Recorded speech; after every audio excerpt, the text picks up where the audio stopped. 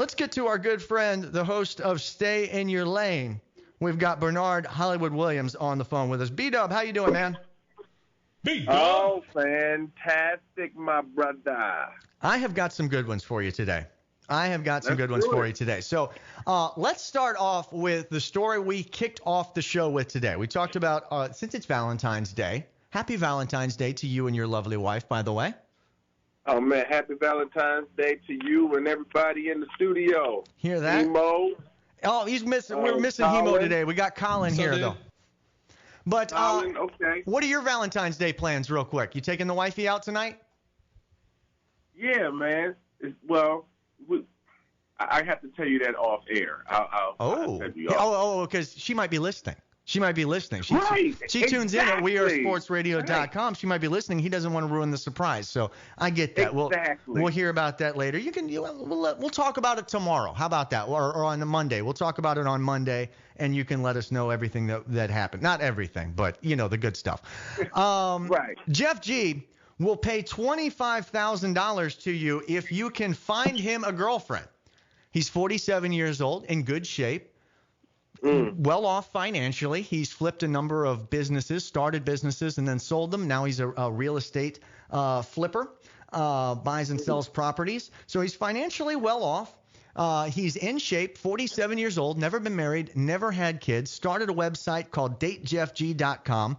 Will pay $25,000 for someone to find him a girlfriend.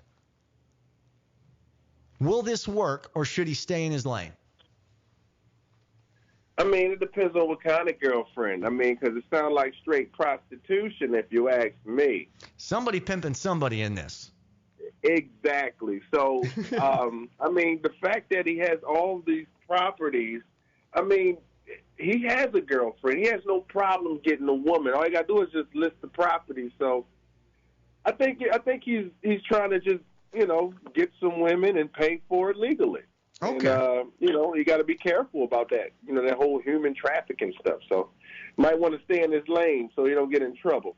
So this one I don't even need to ask you about. I have never heard of a more literal stay in your lane story in my life. I'm going to tell you about, you remember down in our neck of the woods from back in the day when we were down around the University of Florida, right next to Gainesville is Marion County and Ocala, and that's where this story comes from.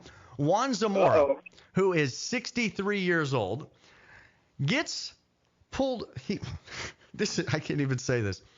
He pulls over an officer to ask for directions. He's driving down the road, so he starts flashing his headlights to pull over a cop so that he can ask the cop for directions. Well, guess what happens next? He gets arrested? The cop busts him for a DUI. And he says to the cop, and I can entirely defend his sentiment, you can't arrest me. I pulled you over. Yeah. Does Juan Zamora he probably would have a case had he been sober. Right. So should Juan Zamora, this one's obvious, clearly should have stayed in his lane. Exactly right. Exactly right. Bernard, of course, you're an Olympic gold medalist, a sprinter in the 2000, the 2004 Olympic Games. One of the greatest American sprinters of all time was Michael Johnson. Have you ever had the opportunity to meet Michael Johnson? Yes, I had several occasions. He was on the team with me in 2000. And what did you think of the guy, real quick? I mean, good or bad? I thought he was great. I thought he was very focused. I thought he was very private. But when he actually, sat and, when he was eating with everyone else, he was just a nice guy. As a fan, what I remember about Michael Johnson, in addition to his dominance and speed and as a sprinter, was his competitiveness.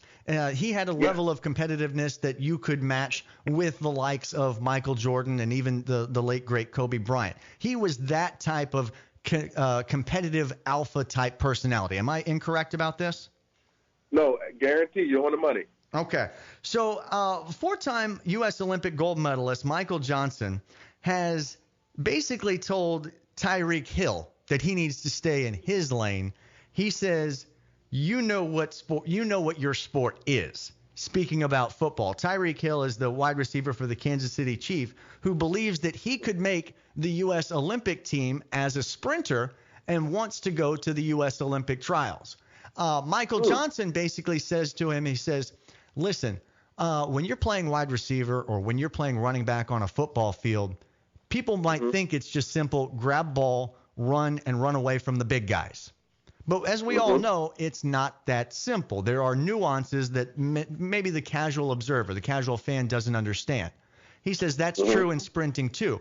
He goes, you see a guy who puts his feet down and puts his hands on the starting line, and you think just simply getting into a starting position is a simple thing. Bernard Williams, is that a simple thing? No, it's not. He has a good point. He says there are some technical elements that the average layperson, the average fan, simply wouldn't understand. And he goes, you might be fast, but if you don't understand these technicalities about a proper start position, the 5 stages that we've heard you gone through, the 5 stages of a 10-second race that you have to get into these specific positions in order to be competitive, he says that that's not something Tyreke Hill would understand. So at first, I was kind of soft on Michael Johnson because he always seems to be so competitive that he can only be the great one.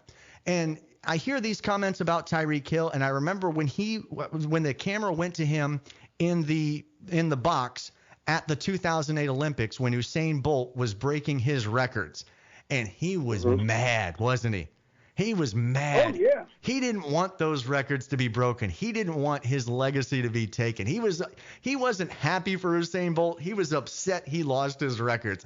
And that kind of soured me on him just a little bit because he was so competitive, but I understand it was that competitive nature. So Bernard Williams, I ask you, should Michael Johnson, U.S. Olympic champion, stay in his lane? No, he should not. He's staying in his lane. He's basically saying, hey, respect my sport just like I respect your sport. Just like most track runners are not going to just think they can come in there and be an all-pro wide receiver just because, it looks like something they can do. He's basically saying, hey, respect my sport, I respect your sport. Absolutely. And Bernard Williams, we always respect you. Thanks so much for being a part of the show. I'm Robbie Shanks for Collin the Beast Best Door. We will have a great weekend. Have a happy Valentine's Day, and we will see you on Monday.